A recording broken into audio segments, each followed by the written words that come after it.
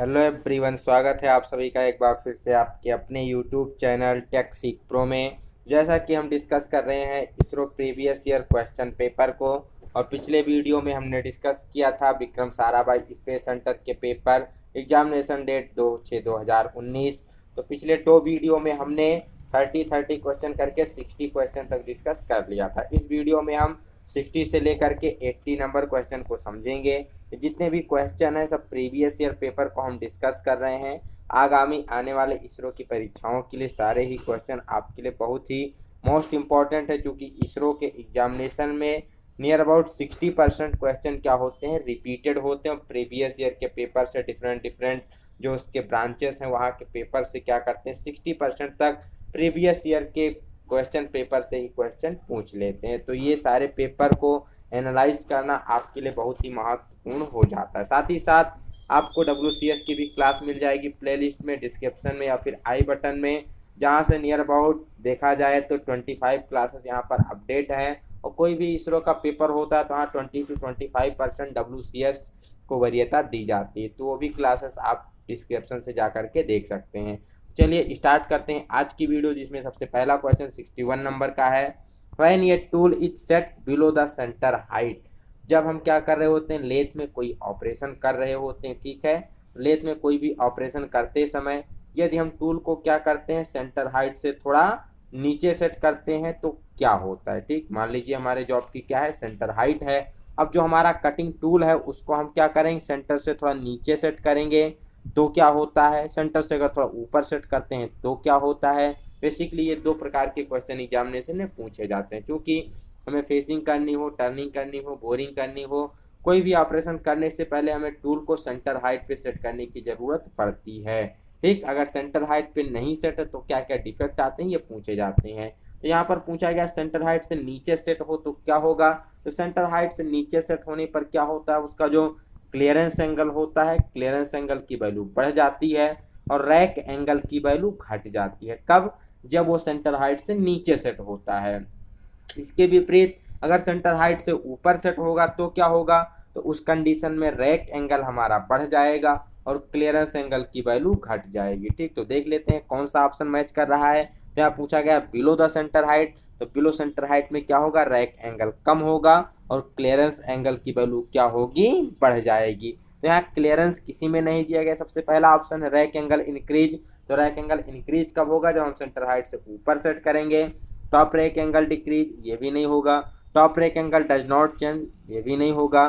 Top rack angle become negative. ठीक, तो यहाँ से अगर देखा जाए 61 नंबर का अगर ऑप्शन बात की है तो यहाँ से हमारा ऑप्शन नंबर बी मैच कर रहा है। ठीक है, जो उसका टॉप रैक एंगल होता है वो क्या होता है, डिक्रीज हो जाता है, मीन्स वो घट जाता है। ठीक, चाहे कहिए टॉप रैक एंगल घट जाता है या फिर जो उसका फ्रंट क्लियरेंस एंगल होता है वो क्या होता है, बढ़ जाता है। कब, जब सेंटर हाइट से नीचे सेट करते हैं तब। अगर ऊपर सेट करेंगे तो टॉप रैक एंगल हमारा क्या होगा, बढ़ेगा और क्लियरेंस एंगल घटेगा। तो आशा करते हैं ये क्वेश्चन आपको क्लियर हो गया होगा। नेक्स्ट बात किया 62 नंबर क्वेश्चन की। यहाँ पर पूछा गया है ये स्फीयर है जो surface area of 400 pi mm²। कोई एक स्फीयर है, गोला है, उसका पृष्ठीय क्षेत्रफल कितना है, 400 पाई mm² है। तो इसका डायमीटर कितना हो गया, यही क्वेश्चन में पूछा गया है। तो हमें पता है अगर हमें सरफेस एरिया निकालना है किसका, स्फीयर का, तो सरफेस एरिया निकालने के लिए फार्मूला होता है 4πr², जहाँ पर आर क्या है, उस गोले का डायमीटर। ठीक, मान लीजिए हमारा कोई गोला है तो उसका हमारा रेडियस कितना, सॉरी आर क्या है, रेडियस है, उसका रेडियस कितना है गोले का। ठीक, वही हमारा क्या होता है, आर होता है। तो सरफेस एरिया हमें कितना दिया गया है, 400 पाई दिया गया है। और फार्मूला क्या होता है, 4πr² होता है, मीन्स 4πr² की वैल्यू कितनी है, 400 पाई है। तो यहाँ से पाई से पाई कैंसिल हो जाएगा, 4 से हम 400 को कैंसिल करेंगे तो कितना निकल के आ जाएगा, 100 निकल के आ जाएगा। मीन्स r² की वैल्यू कितनी हो गई, 100 के बराबर हो गई। तो अगर r² हमारा बराबर है 100 के, तो r की वैल्यू कितनी आ जाएगी, 10 mm आ जाएगी। मीन्स जो गोले का रेडियस होगा कितना होगा, 10 mm का रेडियस होगा। लेकिन यहाँ पूछा क्या गया है, यहाँ पर डायमीटर पूछा गया है। तो डायमीटर निकालने के लिए क्या करते हैं, हम रेडियस को 2 से मल्टीप्लाई कर देते हैं तो हमारा कितना हो जाएगा, 20 mm उस गोले का डायमीटर हो जाएगा। तो यहाँ से ऑप्शन नंबर बी निकल के आता है कि गोले का डायमीटर कितना हो जाएगा, 20 मिलीमीटर हो जाएगा। यह था सरफेस एरिया निकालने के लिए। तो फार्मूला हमने क्या प्रयोग किया, 4πr²। अगर हमसे पूछ लेता है वॉल्यूम निकालने के लिए, उसका आयतन निकालने के लिए, तो क्या प्रयोग करेंगे, 4/3 पाई आर क्यूब, ये फार्मूला प्रयोग करते हैं कब, जब हमें निकालना होता है आयतन। तो ये दोनों बहुत ही मोस्ट इंपॉर्टेंट फार्मूले, इससे क्वेश्चन पूछे जाते हैं। नेक्स्ट 63 नंबर में बात की जाए, the type of drill use for general purpose drilling work, सामान्य कार्य जैसे माइल्ड स्टील, कास्ट आयरन हो गया, इन सब के लिए हम ड्रिलिंग करते हैं।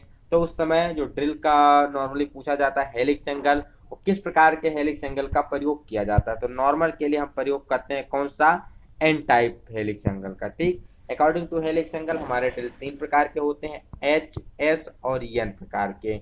जो एच टाइप ड्रिल होते हैं, basically H type helix angle वाले होते हैं, ये हार्ड मटेरियल के लिए प्रयोग किए जाते हैं। ठीक, एन टाइप किसके लिए प्रयोग किए जाते हैं, नॉर्मल मटेरियल के लिए प्रयोग किए जाते हैं। और जो एस टाइप होते हैं ये किसके लिए प्रयोग किए जाते हैं, तो बेसिकली ये हमारे प्रयोग किए जाते हैं सॉफ्ट मटेरियल के लिए। ठीक, तो H, N, S, hard, normal, soft, ये तीनों आपको क्लियर होना चाहिए। ठीक, तो हार्ड का पूछा जाए एंगल कितना होता है, तो 10 डिग्री से लेकर के 13 डिग्री के बीच में होता है। नॉर्मल के लिए पूछा जाए तो बेसिकली 18 से लेकर के 30 डिग्री के बीच में नॉर्मल के लिए होता है।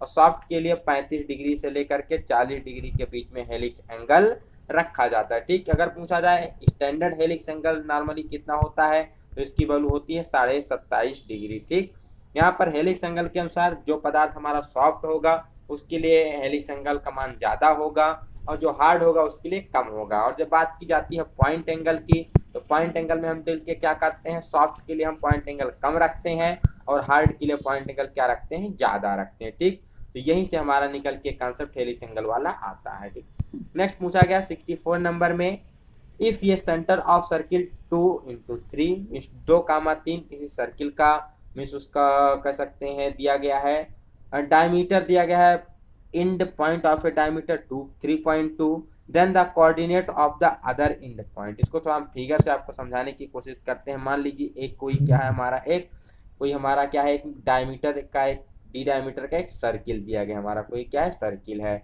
अब इसका जो सेंटर का जो दिया गया है, जो कोऑर्डिनेट सेंटर के दिए गए हैं, क्या दिए गए हैं, 2, 3 हमारे सेंटर का कोऑर्डिनेट है। ठीक, अब एक इंड पॉइंट का कोऑर्डिनेट हमें दिया गया है 3, 2। ठीक, ये हो गया हमारे एक इंड पॉइंट का कोऑर्डिनेट। तो हमें ज्ञात करना है दूसरे वाले पॉइंट का कोऑर्डिनेट क्या होगा। ठीक, यही हमें बेसिकली इसमें निकालना है। तो यहाँ से देखा जाए तो डायमीटर का जो मीन्स मध्य बिंदु होता है वही क्या होता है, इसका सेंटर होता है।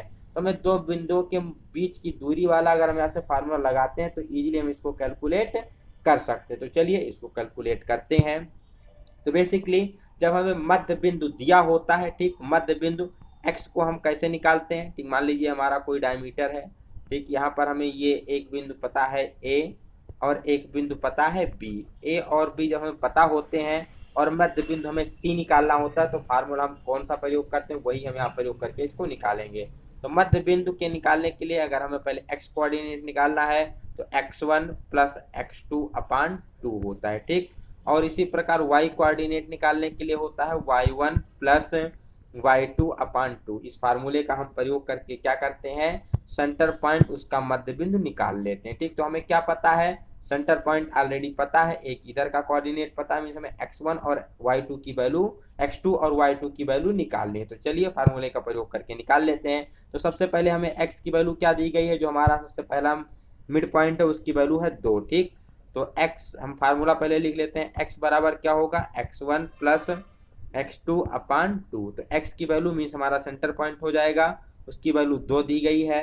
x1 की वैल्यू कितनी है, तो यहाँ पर 3 दी गई है, प्लस x2 हमें निकालना है /2। तो 2 को हम 2 से मल्टीप्लाई करेंगे 4 हो जाएगा, 4 में से 3 माइनस करेंगे तो कितना निकल के आएगा, 1 निकल के आएगा। मीन्स जो हमारा x2 होगी उसकी वैल्यू कितनी आएगी, 1 आ जाएगी। ठीक, तो एक वैल्यू हमें मिल गई। नेक्स्ट हमें निकालना है y। तो y निकालने के लिए क्या करेंगे, हम y1 + y2/2 करेंगे। तो y की वैल्यू यहाँ कितनी दी गई है, 3 दी गई है। तो 3 बराबर कितना हो जाएगा, फिर y1 की वैल्यू यहाँ पर 2 है, प्लस y2 हमें क्या करना है, निकालना है /2। तो 3 से जब हम 2 को मल्टीप्लाई करेंगे 6 हो जाएगा, 6 में से 2 को माइनस करेंगे 4 आएगा। तो y2 की वैल्यू कितनी हो गई, 4 हो गई। ठीक, तो x2 y2 का अगर हमें देखा जाए कोऑर्डिनेट कितना होगा, तो x2 y2 का कोऑर्डिनेट निकल के आए 1, 4। 1,4 किस में दिया गया है, तो ऑप्शन नंबर सी में आपको मिल जाता है 1,4। ठीक, कैसे निकाला हमने, ये हमारा कोई सर्किल था, उसका हमारा दे रखा था, ठीक, क्या सेंटर पॉइंट दे रखा था, एक बिंदु ये दे रखा था, बी के हमें कोऑर्डिनेट निकालने थे, हमने मध्य बिंदु का फार्मूला प्रयोग करके उसको निकाल लिया। ठीक, चलते हैं नेक्स्ट की तरफ, 65 नंबर क्वेश्चन की तरफ।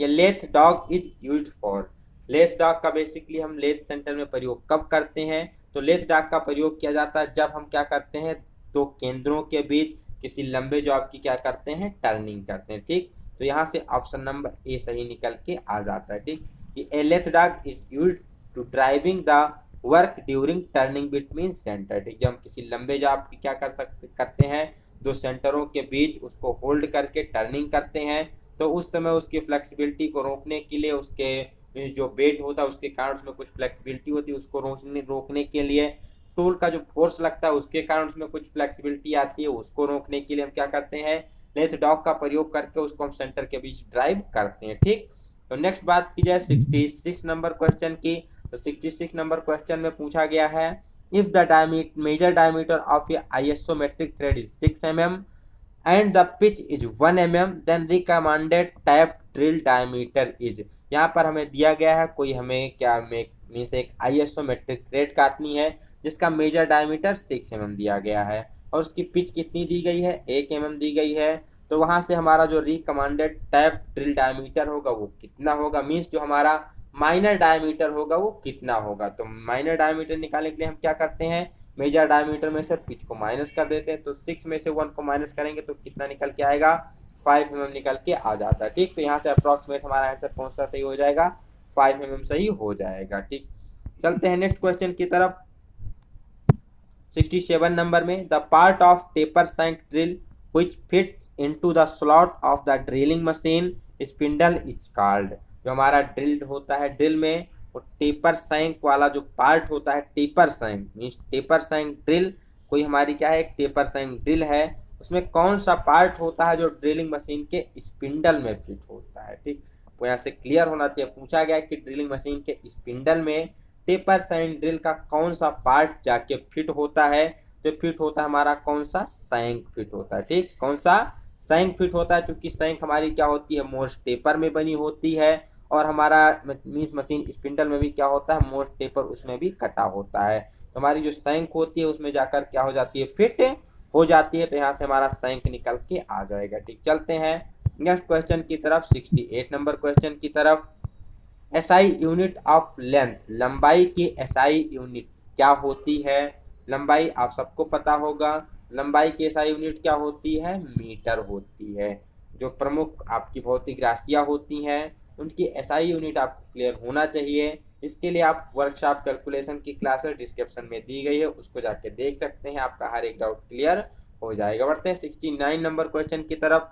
List count of an engineer steel rule, engineer steel rule का अल्पतमांक कितना होता है, जो हमारा स्टील रूल होता है उसका अल्पतमांक, उसका लिस्ट काउंट कितना होता है, 0.5 mm स्टील रूल का लिस्ट काउंट हो जाता है। लिस्ट काउंट का मतलब कम से कम मेजरमेंट, जिस भी इंस्ट्रूमेंट के द्वारा हम मेजर करते हैं, ठीक, जितनी हम कम से कम माप ले सकते हैं वही उसका क्या कहलाता है, अल्पतमांक, लिस्ट काउंट कहलाता है। तो स्टील रूल के द्वारा हम क्या कर सकते हैं, मिनिमम 0.5 mm का मेजरमेंट ले सकते हैं, तो इसकी क्या हो जाती है, लिस्ट काउंट हो जाती है। यहाँ से पूछा जाता है स्टील रूल किस प्रकार का मेजरिंग इंस्ट्रूमेंट है, तो एक डायरेक्ट लीनियर मेजरिंग इंस्ट्रूमेंट के रूल अंतर्गत आता है, प्रत्यक्ष रैखिक मापी उपकरण होता है, जो कि बेसिकली बात की जाए तो स्टेनलेस स्टील का बना होता है। इसके ऊपर हम क्रोम फिनिश कर देते हैं, क्रोमियम की पॉलिश कर देते हैं, इसको जंग वगैरह से बचाने के लिए।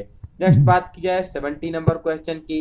70 नंबर क्वेश्चन में पूछा गया specific gravity of mild steel, mild steel का घनत्व लगभग कितना होता है, तो इस सभी स्टील का घनत्व लगभग 7.8 के समथिंग होता है। ठीक, विशिष्ट घनत्व की अगर कई बार यूनिट भी पूछ लिया जाती है कि विशिष्ट घनत्व या फिर आपेक्षिक घनत्व का मात्रक क्या होता है, तो उसकी कोई यूनिट नहीं होती है, there is no unit of ये स्पेसिफिक ग्रेविटी और relative density, because relative density क्या होती है, किसी भी पदार्थ का घनत्व बटा 4 डिग्री सेल्सियस पर जल के घनत्व का क्या होता है, रेशियो होता है। तो रेशियो इस घनत्व से घनत्व कैंसिल हो जाता है, इसलिए स्पेसिफिक ग्रेविटी रिलेटिव डेंसिटी की कोई यूनिट नहीं होती है। कई बार एग्जाम में यहाँ स्टील ना दे करके आयरन पूछ लिया जाता है कि आयरन की स्पेसिफिक ग्रेविटी कितनी होती है, तो ये भी लगभग 7.4 के समथिंग होती है, बट ऑप्शन में 7.8 दिया जाता है, तो आप इसको सही कर सकते हैं। ठीक, चलते हैं नेक्स्ट 71 नंबर क्वेश्चन की तरफ। Ability of metal to which stand shock and impact load. कोई भी हमारा मटेरियल है, धातु है, तो प्रघात और संघट मीन्स इम्पैक्ट लोड और शॉक लोड को सहन करने की जो उसकी क्षमता होती है वो क्या कहलाती है, तो बेसिकली कहलाती है टफनेस। चरमलता, टफनेस के कारण ही कोई मटेरियल क्या कर सकता है, शॉक एंड इम्पैक्ट लोड को सहन कर सकता है। बात की जाए हार्डनेस, इसके विपरीत, टफनेस के विपरीत जो ब्रिटलनेस होता है, ब्रिटलनेस के गुण में क्या कर सकता है, वो इम्पैक्ट लोड को सहन नहीं कर सकता। अगर हम उस पर इम्पैक्ट लोड लगाते हैं तो क्या होगा, वो टूट जाएगा, कण के रूप में छोटे छोटे टुकड़ों में टूट जाएगा। बेसिकली वो कंप्रेसिव लोड को सहन कर सकता है लेकिन इम्पैक्ट लोड को सहन नहीं कर सकता। इसके सबसे मेन एग्जांपल होता है कास्ट आयरन, ठीक, जिसमें ब्रिटलनेस का गुण पाया जाता है। कंप्रेसिव लोड को ज़्यादा सहन करता है, इम्पैक्ट लोड को सहन नहीं कर सकता।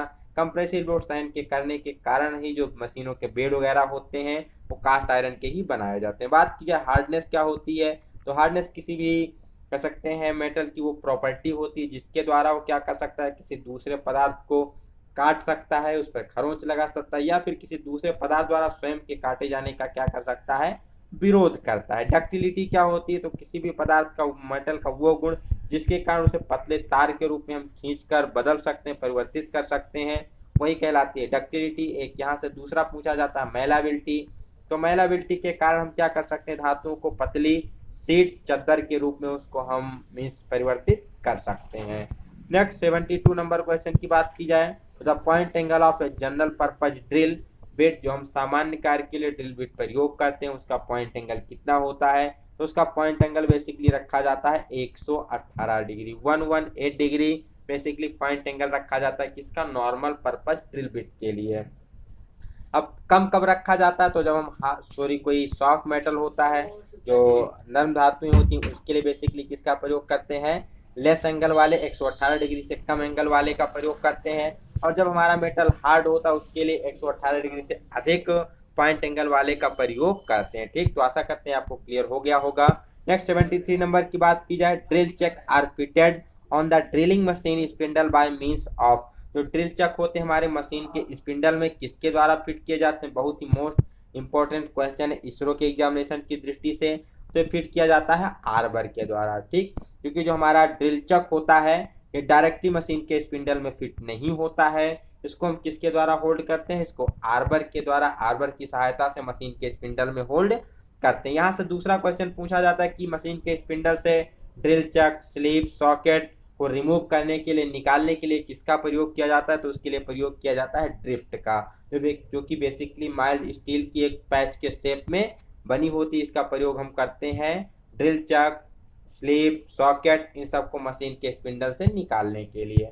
नेक्स्ट क्वेश्चन 74 नंबर, इफ ये thread is designated as M12 into 1.25 then 1 to 1.25 means. यहाँ पर कोई एक हमारा थ्रेड है जिसको हमने प्रदर्शित किया है M12 into 1.25 से, तो यहाँ पर 1.25 का क्या मतलब है, तो हम सबका मतलब समझ लेते हैं। M का मतलब है हमारी थ्रेड कैसी है, मेट्रिक थ्रेड है। 12 क्या है, ये मेजर डायमीटर दर्शा रहा है थ्रेड को। और 1.25 क्या है, तो 1.25 है पिच ऑफ थ्रेड, कि उस थ्रेड की हमारी पिच कितनी है वही 1.25 के द्वारा प्रदर्शित किया जाता है। तो यहाँ से ऑप्शन नंबर बी सही हो जाएगा, पिच ऑफ थ्रेड। मान लीजिए यहाँ पर लिखा गया है केवल M12 दिया गया है, तो ये किस प्रकार की थ्रेड है, तो ये कोर्स थ्रेड होती है, जिसमें उसके साथ में पिच नहीं लिखी होती, वो कैसी थ्रेड होती है, कोर्स थ्रेड होती है। और अगर साथ में उसकी पिच दी गई है लाइक 1.25, तो ये किस प्रकार की थ्रेड हो जाती है, फाइन थ्रेड हो जाती है, हमारी बहुत ही परिशुद्ध थ्रेड को ये प्रदर्शित करता है। नेक्स्ट 75 नंबर क्वेश्चन में, the match instrument use to check the gap between matching part. कोई भी दो हमारे जो मैचिंग पार्ट है या कह सकते हैं मेल और फीमेल पार्ट है, जब वो फिट होते हैं आपस में, तो उनके बीच के गैप को चेक करने के लिए, उनके बीच के क्लियरेंस को जांचने के लिए किसका प्रयोग किया जाता है, तो इसके लिए प्रयोग किया जाता है फीलर गेज। यहाँ से ऑप्शन नंबर बी निकल के आ जाता है संस्पर्शक गेज, या फिर जिसे इंग्लिश में कहते हैं फीलर गेज। इसके प्रयोग से हम क्या करते हैं, किसी भी दो मैचिंग कंपोनेंट के बीच के गैप को, उनके बीच के क्लियरेंस को चेक करते हैं। बात की जाए रेडियस गेज की, तो इसी का दूसरा नाम होता है फिलेट गेज, जो कि ऑप्शन नंबर सी में दिया गया है। ठीक है, इसके द्वारा हम क्या कर सकते हैं, कोई इंटरनल रेडियस या कोई आउटरनल रेडियस को हम क्या कर सकते हैं, चेक कर सकते हैं। यहाँ से ड्रिल गेज की बात की जाए तो ड्रिल गेज का प्रयोग करते हैं जब हमारा कोई ड्रिल बिट ब्लंट हो जाता है, उसको रीग्राइंड करते हैं। तो ग्राइंड करते हैं इसमें उसके एंगल को, लिप एंगल को चेक करने के लिए बेसिकली प्रयोग किया जाता है ड्रिल गेज। यहाँ से एक और इम्पोर्टेंट गेज के बारे में पूछा जाता है, जो कि है वायर गेज की। वायर गेज का प्रयोग कहाँ करते हैं, तो इसका प्रयोग किसी भी शीट की थिकनेस को चेक करने के लिए, साथ ही साथ वायर का डायमीटर चेक करने के लिए वायर गेज का प्रयोग किया जाता है। वायर गेज बेसिकली 0 से 36 नंबर में, किसी किसी बुक में ये 40 नंबर भी दिया जाता है। तो 0 से 36 नंबर बेसिकली स्टैंडर्ड होता है, इसमें पाए जाते हैं। 0 सबसे बड़ा डायमीटर को प्रदर्शित करता है, सबसे अधिक साइज को, 36 सबसे छोटे साइज को प्रदर्शित करता है। जैसे जैसे हम 0 से 36 की तरफ बढ़ते जाते हैं, शीट या फिर वायर का डायमीटर क्या होता है, कम होता जाता है। तो ये कुछ इंपॉर्टेंट क्वेश्चन है जो कि गेज से पूछे जाते हैं। नेक्स्ट 76 नंबर क्वेश्चन में बात की जाए, यहाँ पर पूछा गया है the speed at which the cutting edge passes over the material wheel cutting is known as. 76 number में पूछा गया है कर्तन के दौरान पदार्थ के ऊपर कर्तन कोर के चलने के वेग को क्या कहते हैं, मीन्स उसको हम क्या, जिस स्पीड से हमारा जो कटिंग टूल होता है किसी भी मटेरियल से पास होता है, उस स्पीड को क्या कहते हैं, तो बेसिकली कही जाती है कटिंग स्पीड। ठीक, कटिंग स्पीड क्या होती है, जिस स्पीड से हमारा कटिंग टूल मटेरियल से पास होता है, उससे गुजरता है, वही उसकी क्या होती है, कटिंग स्पीड कहलाती है। इसको हम किस में व्यक्त करते हैं, तो जनरली इसको मीटर पर मिनट में व्यक्त करते हैं। ठीक, मीन्स 1 मिनट में टूल हमारा कितना मीन्स आगे बढ़ा, वही हमारा क्या कहलाता है, कटिंग स्पीड कहलाता है। अगर बात की जाए चिप्स के फॉर्म में, तो 1 मिनट में कटिंग टूल के द्वारा जितना चिप्स हटाया गया, अगर हम उसको लीनियर रख करके उसकी लंबाई को मापें, तो ये हमारा क्या कहलाता है, कटिंग स्पीड कहलाती है। नेक्स्ट बात किया 77 नंबर क्वेश्चन की, the process of enlarging and finishing previously drilled hole to accurate size using a multi point cutting tool is known as. कोई एक हमारा ऑलरेडी ड्रिल किया हुआ होल है, इसको हमें क्या करना है, एक्यूरेट साइज में फिनिश करना है। साथ ही साथ क्या करना है, मीन्स इसकी जो भी एक्यूरेसी है, उसमें जो कुछ जो पैच वगैरह है, कुछ इसमें जो सरफेस रफनेस है, उसको भी सही करना है, इम्प्रूव करना है। तो प्रोसेस क्या कहलाती है, तो प्रोसेस कहलाती है रीमिंग। ठीक, रीमिंग के द्वारा हम क्या करते हैं, किसी भी ऑलरेडी ड्रिल होल को एक्यूरेट साइज में फिनिश करते हैं, उसको एक्यूरेसी में बनाते हैं। नेक्स्ट ऑप्शन की बात की जाए यहाँ पर काउंटर बोरिंग, तो काउंटर बोरिंग क्या होता है, काउंटर बोरिंग किसी भी ड्रिल किए गए होल को उसके ऊपरी सरफेस, ऊपरी सिरे को क्या करना होता है, बड़ा करना होता है कुछ इस शेप में, जिससे कि यहाँ पर जो सॉकेट हेड स्क्रू है या एलन स्क्रू है, इसको स्थान मिल सके। नेक्स्ट यहाँ पर पूछा जाता है किसके बारे में, काउंटर सिंकिंग के बारे में, कि काउंटर सिंकिंग क्या होती है। तो काउंटर सिंकिंग बेसिकली किसी होल के ओपनिंग को बेवल करने की जो प्रक्रिया होती है, वो काउंटर सिंकिंग कहलाती है। नेक्स्ट यहाँ पर बात की जाए बोरिंग, तो ऑलरेडी किसी भी ड्रिल किए गए होल के साइज को बड़ा करना, अनियमित आकार में बनाना, बोरिंग कहलाता है। टैपिंग, किसी भी ड्रिल किए गए होल में थ्रेड काटना टैप की सहायता से, टैपिंग कहलाता है। तो आशा करते हैं चारों ऑप्शन आपको क्लियर हो गए होंगे। 78 नंबर में पूछा गया है the thread angle of a metric thread is. जो हमारी मेट्रिक थ्रेड होती है, आईएसओ मेट्रिक थ्रेड होती है, उसका एंगल कितना होता है, तो बेसिकली ये बी शेप में पाई जाती है, इसका एंगल कितना होता है, तो 60 डिग्री एंगल होता है आईएसओ मेट्रिक थ्रेड का। बात की जाए 30 डिग्री एंगल किसका होता है, तो 30 डिग्री बेसिकली एक्मे थ्रेड का एंगल रखा जाता है। जो मेट्रिक एक्मे थ्रेड होती है उसका एंगल 30 डिग्री, और जनरली इसका एंगल 29 डिग्री रखा जाता है। नेक्स्ट क्वेश्चन की बात की जाए 79 नंबर में पूछा गया the tool use to cut external thread is known as. External thread means बाहरी थ्रेड, मान लीजिए कोई हमारा एक शाफ्ट है, इस शाफ्ट पे हमें क्या करनी है, थ्रेड कटिंग करनी है। तो इसके लिए हम किस इंस्ट्रूमेंट का प्रयोग करते हैं, तो इसके लिए हम प्रयोग करते हैं डाई का। ठीक, किसका प्रयोग किया जाता है, डाई का प्रयोग किया जाता है। टैप का प्रयोग कब करते हैं, तो अभी हमने ऊपर समझा था कि टैप का प्रयोग करते हैं किसी भी जो हमें internal surface means internal hole में थ्रेडिंग करनी है, तो उसके लिए बेसिकली टैप का प्रयोग किया जाता है। एक्सटर्नल सरफेस पे थ्रेडिंग के लिए डाई का प्रयोग किया जाता है। रीमर का प्रयोग कब करते हैं, तो रीमर का प्रयोग करते हैं किसी भी ड्रिल के गए होल को फिनिश करने के लिए, एक्यूरेट साइज में बनाने के लिए। ड्रिल का प्रयोग किया जाता है ड्रिल होल को जनरेट करने के लिए। नेक्स्ट 80 नंबर, इस वीडियो का last question, the shank of a hand tap has 3 ring marked on then it is. हमने नेक्स्ट वीडियो में डिस्कस किया था कि जो हमारे हैंड टैप होते हैं 3 के सेट में पाए जाते हैं। फर्स्ट टैप, सेकेंड टैप जिसे इंटरमीडिएट टैप के नाम से जाते हैं, थर्ड होता है बॉटनिंग प्लब या फिर फिनिशर टैप। तो यहाँ पर जो तीनों टैप होते हैं इनके सैंक पर क्या होती है, रिंग मार्क की हुई होती है। तो कौन सा हमारा टैप होता है जिसमें 3 रिंग मार्क की हुई होती है? तो जो हमारा पहला टैप होता है उसमें 1 रिंग होती है, दूसरे टैप में 2 रिंग होती है और तीसरे नंबर वाले टैप में 3 रिंग होती है। तो इस 3 रिंग वाले टैप को क्या कहते हैं? फिनिशिंग टैप कहते हैं, इसी को बॉटमिंग टैप कहते हैं, ठीक, या इसी को प्लग टैप के नाम से भी जानते हैं। तो यहाँ से हमारा कौन सा ऑप्शन सही हो जाएगा? तो यहाँ से हमारा ऑप्शन सही हो जाएगा बी नंबर, ठीक। इसको बॉटमिंग टैप के नाम से जाना जाता है। इंटरमीडिएट टैप कौन सा होता है? तो दूसरा टैप होता है, इसके सैंक पर 2 रिंग कटी होती है। फर्स्ट टैप को हम टेपर टैप के नाम से जानते हैं। इस पर कितने होते हैं? तो इस पर केवल 1 रिंग पाई जाती है।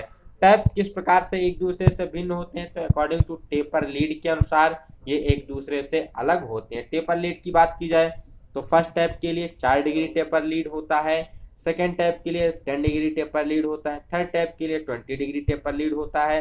और फर्स्ट टैप में जो टीथ चैम्पर होते हैं वो 6 से 8 टीथ तक चैम्पर हो सकते हैं, दूसरे में 3 से लेकर के 6 टीथ तक चैम्पर होते हैं और थर्ड टैप में 1 से 2 टीथ केवल चैम्पर होते हैं। जिसके टीथ ज़्यादा चैम्पर होंगे उसकी टेपर लीड कम होगी और जिसका टीथ कम चैम्पर होगा उसकी टेपर लीड क्या होगी, ज़्यादा होगी, ठीक।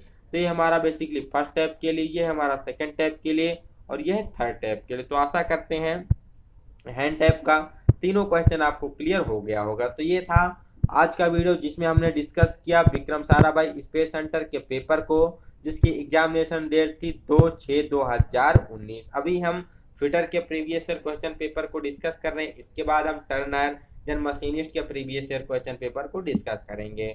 आपको वीडियो कैसी लगी कमेंट सेक्शन में जरूर बताएं, अपना सुझाव जरूर दें कमेंट सेक्शन में। वीडियो अच्छी लगती है तो अपने फ्रेंड के बीच शेयर करें और अगर आप पहली बार चैनल पर विजिट कर रहे हैं तो चैनल को सब्सक्राइब करके बेल आइकन वाला बटन जरूर दबाएं। पीडीएफ को प्राप्त करने के लिए, अपने डाउट को पूछने के लिए दिए गए डिस्क्रिप्शन में टेलीग्राम लिंक को आप ज्वाइन कर सकते हैं। तो मिलते हैं नए वीडियो में एक नए पेपर के साथ, तब तक के लिए have a good day, best of luck, bye bye.